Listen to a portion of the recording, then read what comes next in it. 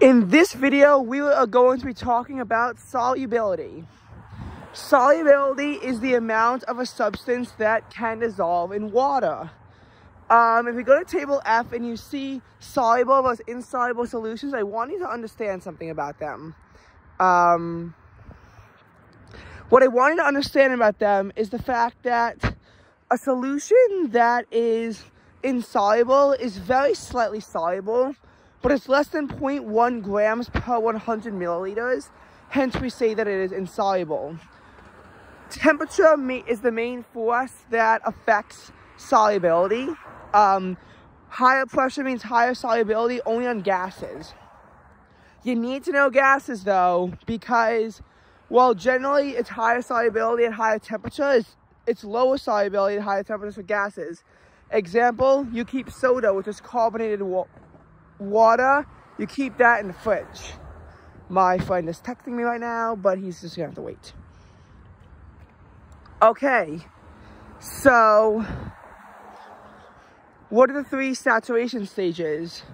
Well, we have saturated, unsaturated, and supersaturated.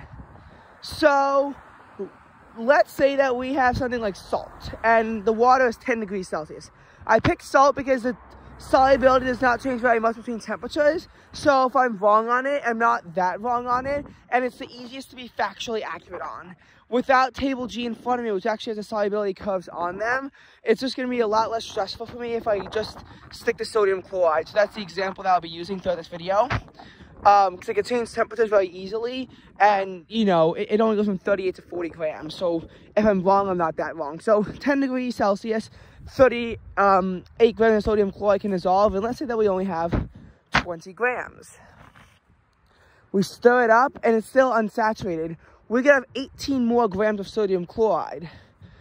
When you see something fall to the bottom, that means that it's saturated and it can't hold any more of that substance.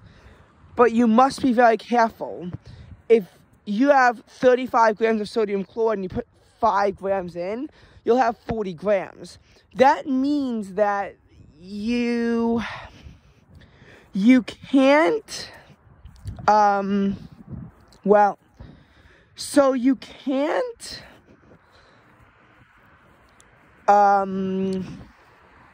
you can't just say it's saturated because you'll notice only 2 grams drop to the bottom. It has to be exactly 5. Or obviously stuff at the bottom, then you also know it's saturated. That's the other way. And supersaturation of salt is very hard to get because again, in that very small curve, mainly supersaturation occurs when you have more solute that a substance can hold, and then you cool it. You have to cool it very slowly and without disturbing it. And if you even tap on it, then all the solute will fall to the bottom and it'll go back to being just regular saturated. And if you put any more solute in, then all of the extra solute will drop out. The only reason why you can have this is because it's being tricked in the sense that it's very slowly being cooled. And it doesn't really work on NaCl because even if you cool from 90 down to 10, it'll only be supersaturated by 2 grams. Because again, it only goes from 40 down to 38. So that's supersaturation. We also have dilute and concentrated. But something that's dilute could still be supersaturated. Something that's concentrated can still be unsaturated. Because it all depends on the ratio of solute to solvent. In most cases, the solvent will be water. And the solute will be the other substance. Because normally we have less solute than solvent. But the thing is that because of the way temperature works and how everything works, something can be dilute and still fully saturated. Or it can be concentrated and still be very unsaturated. So that's what you gotta understand, is that those terms don't go together.